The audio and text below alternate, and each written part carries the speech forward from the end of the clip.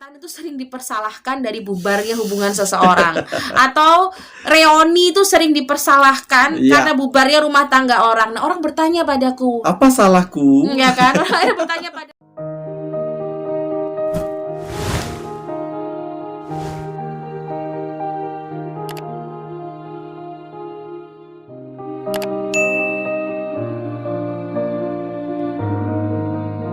kenapa ngintilin kamu? Orang pada bilang begini, takut ya Pak Fai hilang. Ya aku jawab, iya, nanti kalau dia hilang emang mau gantiin Om atau Pak yang pada ngomong begitu, atau Ibu bisa cari penggantinya kayak gitu. Dia tuh makhluk langka kayak gitu kan. Jadi wajib dimuseumkan. Jadi kenapa saya mendampingi beliau?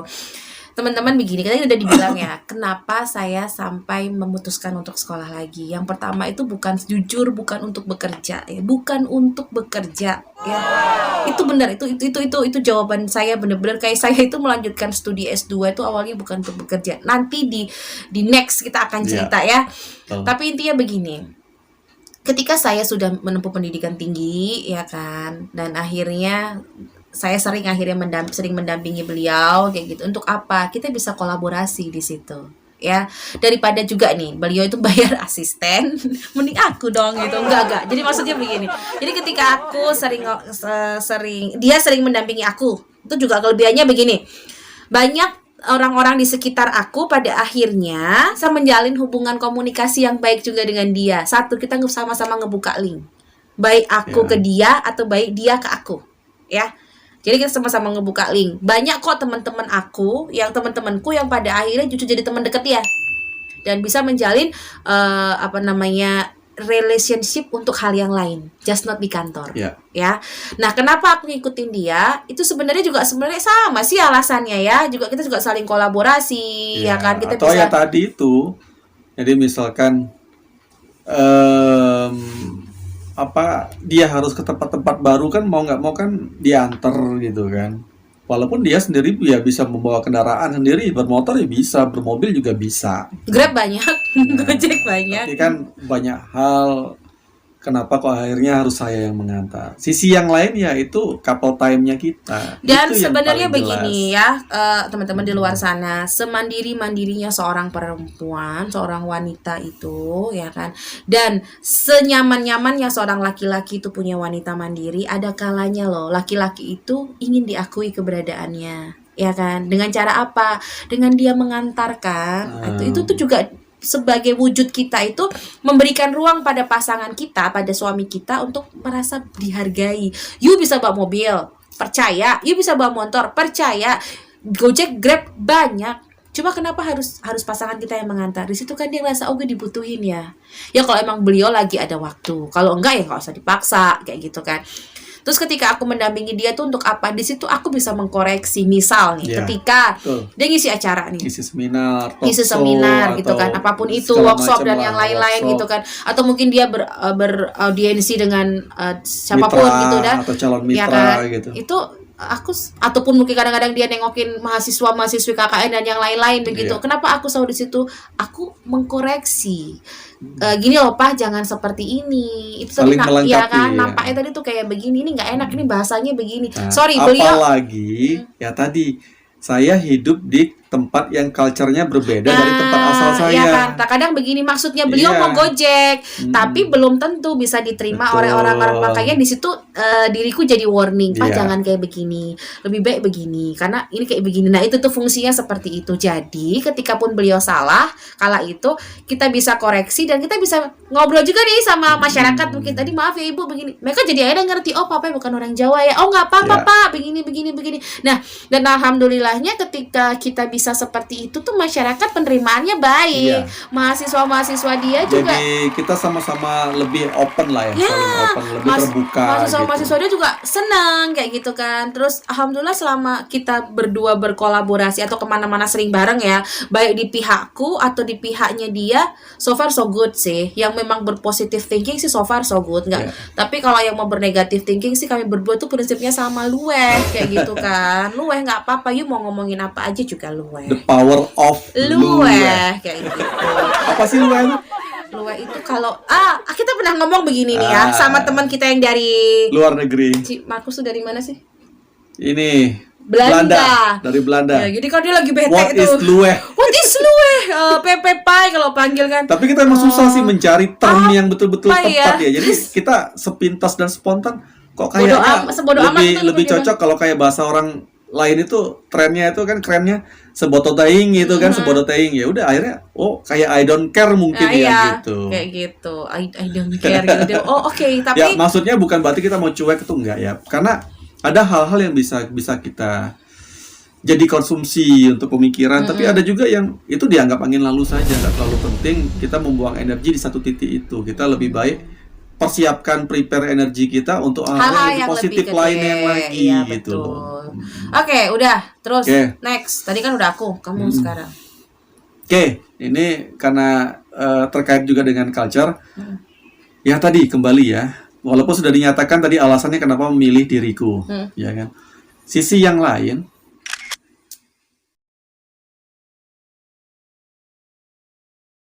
kenapa dirimu memilih diriku yang bukan orang Jawa? Padahal diriku. orang Jogja atau orang Jawa kan lebih, ya banyak juga sih di sekeliling sini gitu loh. Karena ya tadi kan, ternyata tidak mudah untuk kita saling menyatukan persepsi yang kita dengan berangkat dari keberagaman yang berbeda kan. Kita harus menjembatani perbedaan yang sangat luar biasa itu untuk saling memaknai positif. Nah, kenapa enggak? Kan lebih mudah tuh mencari yang satu daerah misalkan yang sudah saling paham karakter budaya dan lain sebagainya. Padahal saya bukan dari Jawa gitu.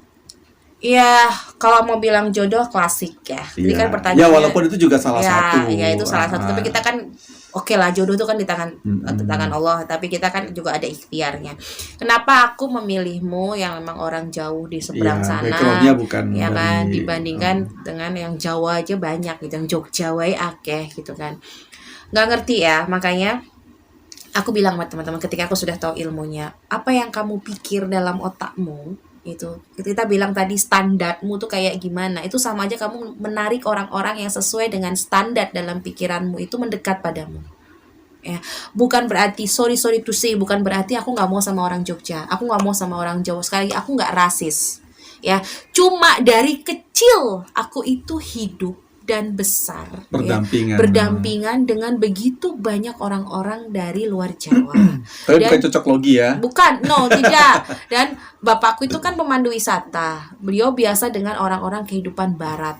Ya yang, ya tau lah orang barat tuh kayak gimana. Ya kan, di samping lagi orang-orang luar itu kan lebih ceplas-ceplos. Dalam mindset otakku itu udah terbentuk begini. Aku tuh suka gitu loh sama orang di salah satu daerah gitu. Aku suka banget. Aku sebut aja deh. Aku tuh suka banget dengan orang-orang dari Sumatera. Whatever dari manapun Sumatera, mau dari Aceh sampai Lampung. Nggak tahu kenapa. Suka aja gitu kan. Seneng aja. Alasannya apa? Udah ngerti. Pokoknya aku suka saja. Nah, jadi pada akhirnya deketnya akhirnya dengan orang-orang itu tanpa sengaja lo, nggak pernah milih kamu dari mana kan, nggak pernah nanya juga, kamu nggak pernah nanya juga kayak gitu kan. Nah aku juga nggak ngerti kalau dia waktu itu emang dari Palembang ya, aku nggak ngerti kayak gitu kan. Pada akhirnya ketika kenapa aku memilih dia, karena yang di otakku dari dulu emang aku suka gitu loh sama orang Sumatera gitu kan. Terus yang kedua adalah aku suka keterus-terangan. Ya, hal-hal segala sesuatu tuh yang di depan terbuka gitu. Di depan, dan itu ke bawah sampai dan sekarang guys gitu ya kan, ke bawah sampai sekarang. Jadi orang tuh kadang tuh kalau ngomong sama Novi dibilang Novi tuh nggak punya filter kalau ngomong gitu. Aku suka ya bilang aku suka, aku nggak suka ya aku bilang nggak suka di depan gitu. Tapi nggak akan jadi musuh sebenarnya, cuma terkadang dalam culture tertentu itu nggak bisa diterima, mungkin belum bisa diterima, ya kan. Jadi kalau yang udah paham dengan Novi ya, Novi tuh begitu gitu loh, nggak suka bilang lagi, suka, intinya nggak bilang enggak. Kita punya kesamaan tipikal yang apa adanya saja. Kita bukan tipikal orang yang cukup pintar untuk menutup-nutupi sesuatu. Nggak suka itu nampak. Kalau kami berdua kalau nggak suka sama orang nampak. Dia masih mending. Aku ini kalau nggak suka sampai dia sampai gini, Bu jangan gitu banget tuh. Nggak bisa, gue nggak suka gitu loh. Gue nggak suka gitu. Nah itu tuh aku, dan itu alasan tadi ya. Aku suka keterus-terangan dari dia. Nah terus yang ketiga kan aku tidak bilang, aku itu suka banget sama laki-laki yang bersih, putih, wangi. Itu dari dulu tuh seperti itu, bersih, putih, wangi. Nah itu jadi kenapa aku memilih dia yang dari sana, ya nggak ada alasannya, ya cuma itu gitu loh. Kenapa nggak sama orang Jogja aja, Nov, yang nanti kata banyak mudiknya kan gak jauh. Aduh, mudik, ngomongin mudik bilang gitu kan. Ya hati itu trustnya ke sana kayak gitu, dan akhirnya apa yang aku pikirkan terus menerus akhirnya jadi kenyataan. Dan Sisi yang ya lain kan? gini, mungkin ini juga bisa menjadi salah satu masukan ya buat semua teman-teman yang memantau channel ini dikala menonton video ini, manakala kalian berasal dari daerah yang berbeda-beda, yang dengan culture yang pastinya berbeda-beda, adat istiadat yang berbeda-beda, adab yang berbeda pula pastinya, kebiasaan yang berbeda-beda. Nah, memang disinilah kita itu diperlukan sekali untuk saling pengertian antar satu dengan yang lain, di mana satu sama lain itu bisa saling memberikan pandangan. Dan jangan memaksa untuk cocok ya, nggak akan bisa. Gitu. Ini juga menjadi mungkin ya bukan berarti kita bisa menjadi contoh yang baik, bukan ya. Cuma paling tidak kita mencoba untuk belajar ke arah situ juga sih gitu. Jadi sebetulnya nggak ada yang salah dengan kita yang berbeda-beda ini gitu loh, dengan keberagaman ini, karena kita memang dilahirkan dengan banyak keberagaman kan. Itu makanya mau itu lokal sesama Indonesia ataupun interlokal kasarnya sampai kan, nanti ada dengan pernikahan luar dengan negeri luar ya. memang tidak ada masalah. Tapi justru disitulah kita itu untuk bisa saling menerima banyak masukan antar kebudayaan, culture, kebiasaan, adat dan sebagainya yang berbeda-beda tadi ya, sehingga keberagaman tadi bisa tercipta dengan sangat api. Ya, so pesenku nih ya, kita juga masih baru 11 tahun menikah, 19 tahun bareng, itu masih aja berbeda itu kan. Cuma aku pesan sama teman-teman di luar sana, jangan pernah memaksa pasangan kita itu harus sama dengan kita. Apalagi kita ini beda adat, beda mengikuti budaya, beda standar culture, salah satu daerah saja nggak Nggak boleh, kita harus boleh. menjadi kedua-duanya. Jadi jangan bilang ketika sama istrinya, kamu harus ikutin budayaku karena aku nih kepala rumah tangga. No, nggak bisa. Istri lo itu lahir dan sampai menikah dengan lo itu dengan adat kebudayaan dia, ya. Begitu juga sebaliknya. Suamiku harus bikin begini, nggak bisa juga. Jadi kita saling melengkapi. Mana yang bisa dijalankan? Coba gini, dalam keluarga kita. Kayak aku nih, gue orang Jogja asli. Laki gue orang Sumatera, orang Bengkulu, Palembang, ya. Kita jadi satu nih. Dia bilang, kalau di tempatku begini, aku di tempat aku begini, ya kan? Ini kayak gimana? Yang pasti intinya begini, nggak mengalahkan sana, juga nggak saling mengalahkan. Nah, memahami. ini piye? Mana yang bisa dijalanin? Kita bicara bukan ke Jogja, bukan ke Palembang, bukan ke keluarga gue, keluarga lo, tapi di keluarga kita maunya di gimana? Tapi seperti itu. Itulah keunikannya teman-teman. Jadi teman-teman, kebetulan sekali lagi bukan kita bermaksud mendeskripsikan atau apa segala macam, enggak ya, tapi ya ini mungkin salah satu keunikan kalau kita berangkat dari budaya keberagaman yang berbeda-beda tadi. Jadi kalau bagi saya sih jadi unik gitu ya. Kita mendapatkan wawasan baru ya kan tentang keberagaman. Iya, dan insya Allah pasti ada aja itu makna-makna yang positif. Nah, kalau saya nih, kenapa saya sekarang kan hidup di Jawa? Kenapa saya harus di Jawa nih? Karena ternyata pada saat saya belajar beberapa filosofi Jawa, walaupun baru sedikit sekali ya, bagi saya itu luar biasa maknanya. Bukan berarti tempat saya buruk, enggak. Justru di situ kita saling melengkapi, dikolaborasiin tuh. Dua kebudayaan tadi, dua filosofi daerah yang berbeda tadi, dikolaborasiin jadi satu, saling melengkapi.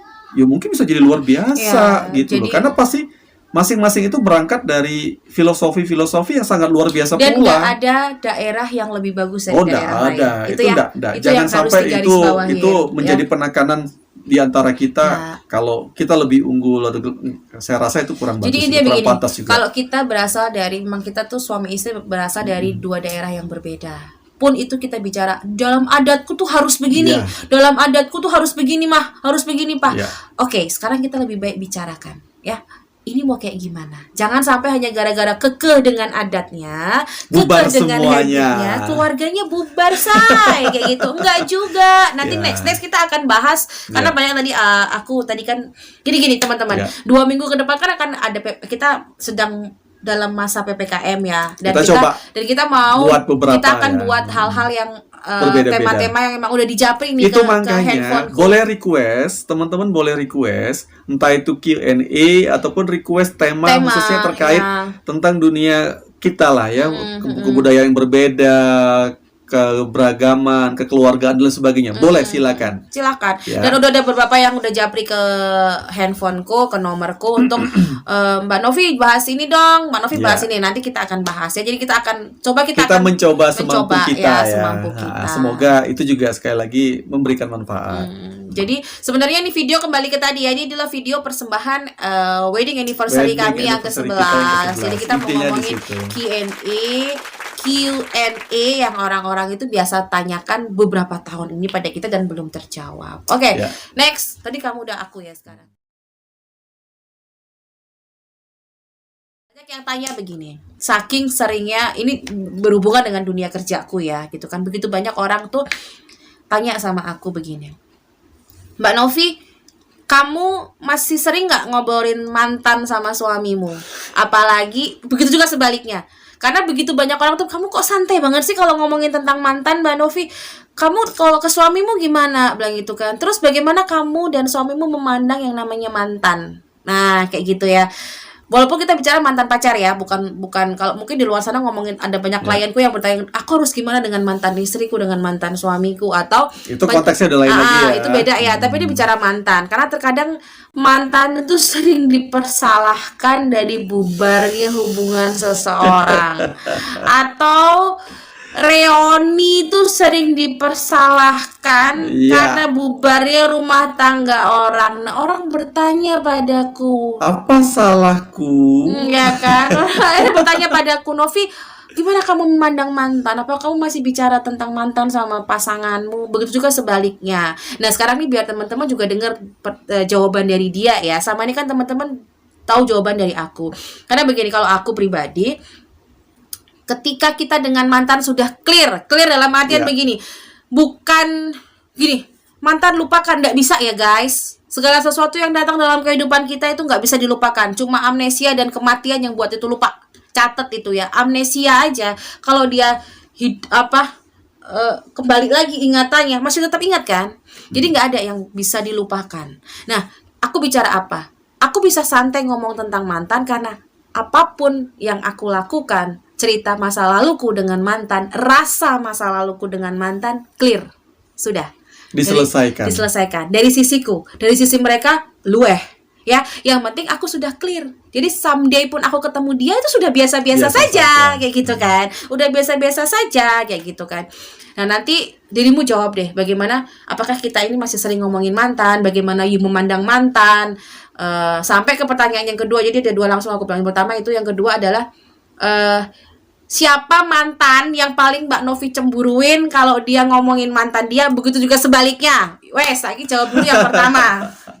Oke, yang pertama, masih nggak sih ngobrolin mantan dengan pasangan? Kalau secara spesifik bahas tentang mantan, Enggak juga lah. nggak pernah. Cuma terkadang kita ini kan hidup dinamis. Kita kadang dalam kegiatan keseharian itu kan kita nggak tahu ya arah angin itu membawa kemana.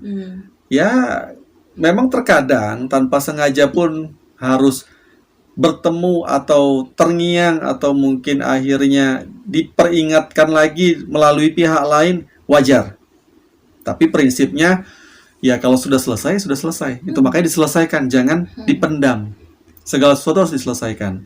Ya. Nah, kalau ngomongin secara spesifik sekali lagi, kita nggak pernah ngomongin masalah mantan.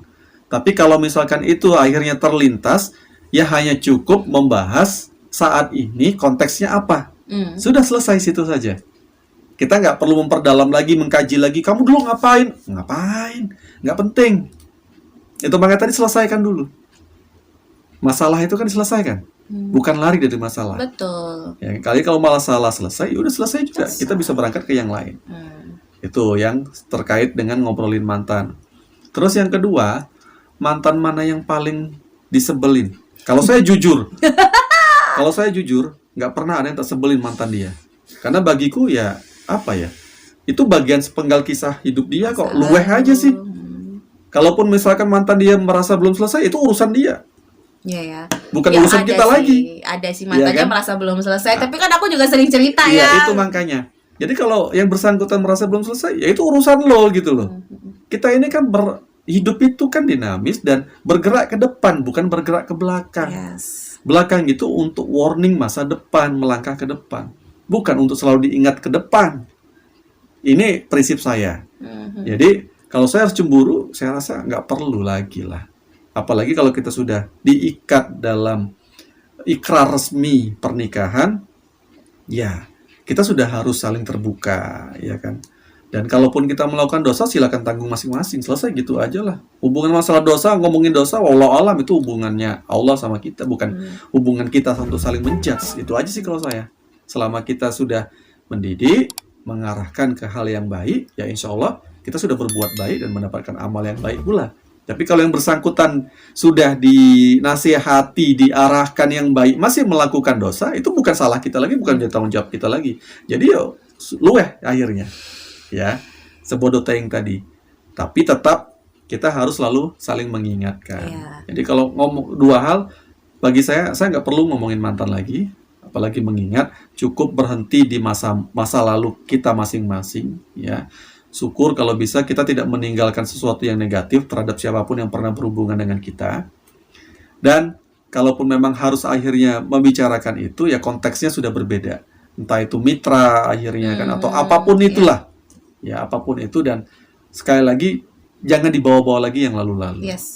Itu aja sih kalau saya. Iya sih, aku juga sama. Kalau untuk ngobrolin terus spesifik A, B gitu, enggak juga ngapain kayak gitu kan. Cuma ketika memang kita bermitra dengan mantan, karena ada ya kadang tuh dia ada yang tiba-tiba, Novi aku mau telepon boleh, bilang begitu karena mau bicarain ini begitu. Ya aku bilang ada yang ini ya, inget ya ini siapa kayak gitu kan. Ya mau telepon mau begini ya silahkan, urusannya untuk A B C D ya kan. Ketika dia ada penawaran ini dia begini, menurutmu kayak gimana? Dia bilang kayaknya enggak deh. Enggak bukan karena yang memberikan tawaran itu mantan, bukan. Ya, kita kan harus istilahnya itu bijak lah ya. Karena melihat segala sesuatu juga harus ada juga kehati-hatian. Betul. Ya dan lain sebagainya, bukan berarti itu negatif, bukan. Kita wajar, kita punya pakem atau punya koridor gitu kan. Jadi ketika rambu misalnya pun yang bermitra mantan tapi logisnya kita jalan ya kan, sebab akibat untung ruginya ya kita tetap akan terus. Tapi kalau enggak, bukan karena mantan terus akhirnya beliau tidak membolehkan. Cuma ketika ini kayaknya enggak Dede, ini kayaknya begini, nanti ini resikonya begini. Nah, itu dia begitu. Akhirnya aku bilang kayaknya enggak deh gitu. Dan dia tahu apa alasannya, dia so far oke. Dan dia juga bilang, Novi kalau misalnya you nggak nyaman sendiri, suami diajak nggak apa-apa. Nah artinya kita kan sudah yang dulu ya dulu kayak gitu. Betul. Itu yang pertama. Yang kedua, kalau ketika ada sih mantan yang masih istilahnya bukan gue yang belum selesai ya. Kalau aku sih sudah selesai gitu ya. Mungkin dia belum selesai dengan aku, juga aku nggak ngerti kayak gitu kan. Tuh pada akhirnya ada aja yang dia lakukan, ya aku tetap selalu bilang sama dia, nih ya ini ya, dia bilang udah luweh ya, aku juga menganggap udah luweh aja gitu ya. Itu terserah dia kayak gitu kan. Terus kalau mantan yang paling cemburuin nggak ada sih, biasa aja gitu kan. Tuh aku nggak terlalu banyak ngerti mantan dia sih. Ya ada satu mantan, dua mantan dia yang aku pernah tahu. Cuma tapi ya kita pun juga komunikasi, kita sampaikan. Biasa aja. Si A berkomunikasi dengan diriku, kita juga harus menyampaikan dengan pasangan. Ya kita itu makanya tadi kenapa kita harus saling terbuka ya. Terus konteksnya seperti ini. Ya sudah. Jadi semua saling paham, saling tahu. Bahkan ada mantan yang masih satu kantor juga gue cuek aja. Ya orang tuh pada tanya gitu kan, tapi aku pikir orang mahasiswanya siapa sih papa kayak gitu, rahasia dong gitu kan. Tapi cukup yang tahu silakan tanya di luar lah gitu kan. Cuma aku sih biasa aja gitu kan, makanya udah selesai, udah clear, kita sudah punya kehidupan sendiri-sendiri, punya kehidupan masing-masing ya kan. Yang lalu ya lalu. Jadi hidup kita tuh ada di masa lalu, dari masa lalu, sekarang, dan masa yang akan datang. Ya itu tuh rangkaiannya, nggak bisa dipisah ya bro. Nggak bisa kita mau hidup di masa lalu aja, nggak bisa. Kita hidup masa sekarang aja, nggak bisa. Di masa depan juga nggak bisa. So itu saling melengkapi. Kita juga harus realistis. Namanya visi itu ya harusnya visionernya itu yang arahnya ke depan. Ya nggak harus ke belakang. Waktu itu bukan bergerak mundur, tapi bergerak maju. So satu pesan aku buat teman-teman, jangan takut buat reuni ya. Aku nggak ngerti kalau pandangan yang di luar sana ya. Cuma kalau aku bilang jangan. Ya kalau terjadi sesuatu bukan salah reuni. Bukan salah reuninya. Ada yang belum Selesai, dia belum kelar. kelar. Tahu nggak teman-teman? Ketika dia reuni, itu aku nggak pernah mau ikut. Kalian tahu lah. Dan itu kalau reuni pasti di lapangan bola, ya nggak olahraga. Ya kan orang olahraga ya kan. Kan aku nggak suka olahraga. Jadi aku bilang, ayo ikutan. Badminton Ya atau kan? futsal atau apalah ya. Dia sudah dengan enak, ayo ikutan. Moh, aku bilang gitu. Udahlah pergilah sana. Aku bilang. Itu juga aku memberi kesempatan pada dia untuk bergaul lagi dengan teman-teman dia. Nggak apa-apa kan gitu kan. Dan itu juga tes kis kepercayaan, dan so far luweh lah kalau aku. Cuma kalau aku lagi reuni, ya aku kemarin reuni sama teman-teman itu juga aku ngajak dia, yuk mau ikut nggak? Karena aku itu sebenarnya orang yang nggak terlalu suka ya, apa namanya, bukan aku gimana kadang-kadang tuh nggak suka ngumpul-ngumpul yang kayak begitu gitu kan. Makanya kadang aku butuh teman. Nah ketika udah dateng ngeliat kondisinya nyaman, enak kayak gitu, baru aku oke, kayak gitu. Dan aku butuh teman. Itu beda-beda. Kalau dia reuni aku bebasin luweh, karena aku mah nggak mau ikut ke lapangan Ya bola sisi lah. yang lain mungkin apapun ya, karena dia kan itu di bawah tanggung jawab suami, apapun itu. Jadi aku tetap ngajak dia. Kalau aku lagi reuni, aku mau reuni nih sama teman-teman S1, ya ikut. Aku mau reuni sama teman SD, dia ikut. Teman SMA, Tapi sebetulnya dia ikut. malah yang benar itu kan terbuka. Jadi Itu dia makanya jadi kenal. kenapa saya ngajak, dia juga ngajak, ya semua ngajak. Kalau dia ngajak aku dan aku nggak mau tuh karena mau Iya. keputusan aku ya, karena aku tahu dia tuh kalau reuni di lapangan bola. Aku nggak suka, karena aku mikir ngapain nungguin orang main bola. Tapi bukan berarti aku nggak mau kenal dengan teman-teman dia, no. Ada teman-teman dia yang diajak ke rumah, itu aku terima dengan senang hati. Cuma kalau aku suruh nungguin orang main bola, nungguin orang main badminton, bukan aku banget kayak gitu ya. Tuh pertanyaan dari teman-teman kejawab. Terus apa lagi dari dirimu? Apa ya? Apa kayak orang di luar sana nanya apa tentang kita? Apa sih saya memilihnya dia bukan yang lain? Ya, tadi malah dibalik, dia yang saya tanya kenapa milih saya.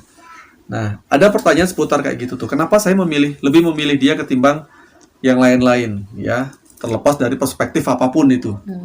Karena Ya. dia kan saya dijodoh-jodohin. Iya. Ya kan? Ya resiko orang ganteng lah gitu. Pret. Itu saya dijodoh-jodohin sama si A, sama Ya, si B, sama si betul. C, sama si D, kayak gitu kan. Banyak dulu memang yang suka menjodoh-jodohkan saya. Bahkan kadang-kadang ketika melihat baik diriku, keluarga ataupun teman. Ya. bahkan ketika melihat diriku, mereka underestimate dengan diriku ya. Apa sih istimewanya sampai lebih milih itu dibanding Iya. padahal dijodohin sama itu, dijodohin sama ini, kok nggak mau? Apa sih istimewanya sampai Ya, begitu? sebetulnya Jengkel Cin, digituin tuh. sebetulnya simpel sih ya, sebetulnya simpel. Kita berpasangan itu kan salah satu, kalau saya sih, tapi nggak tahu kalau teman-teman ya. Silakan juga komentar lah ya. Kalaupun itu harus berbeda, nggak ada masalah kok, karena kita berangkat dari individu yang berbeda-beda juga ya. Otomatis persepsi, pola pikir, pandang, perspektif ya pasti juga berbeda pula ya. Kalau saya secara prinsip yang paling sederhana yang saya cari itu pertama itu kenyamanan sih. Jadi dalam berhubungan itu ya kenyamanan yang diutamakan. Terlepas dari bibit bebet bobot itu ya tetap harus, karena itu filosofi itu sangat bagus, sangat baik. Bukan berarti kita pilih-pilih, pilah-pilah, itu enggak, tapi banyak hal yang secara gambaran itu maknanya bagus sekali. Ya sama dengan anjuran di Islam pun yang menyatakan tentang 5 hal dalam kita memilih pasangan itu juga bagus gitu loh. Tapi terlepas dari itu semua, tambahannya ini poin tambahan kalau menurut saya ya, yaitu kenyamanan. Ya dalam berhubungan itu ya kenyamanan. Kalau dalam berhubungan itu nggak nyaman ya ngapain? Adanya nanti malah ya bubrah lah ya, hancur gitu loh. Nah, itu pandangan kenapa saya memilih dia. Ya, Ya kalau dia dijodohin sih aku udah ngerti waktu itu A, si B, si C, si banyak D gitu ya betul. kan. Memang banyak dulu yang mau jodoh-jodohin saya, baik dari lingkungan internal maupun eksternal sampai ke teman. Ya banyak lah. Dan saya pun juga sudah mengutarakan hal itu ke dia. Bukan berarti seolah-olah saya ini siap, bukan juga. Tapi ya saya juga menghargai apa yang sudah dilakukan oleh semua pihak ya. Karena memang harapannya semua pasti ke yang terbaik lah. Nggak mungkin pengennya menjerumuskan ke hal-hal yang negatif, nggak. Tapi sekali lagi kalau saya memaknai hubungan itu ya salah satu yang paling mendasar itu kenyamanan.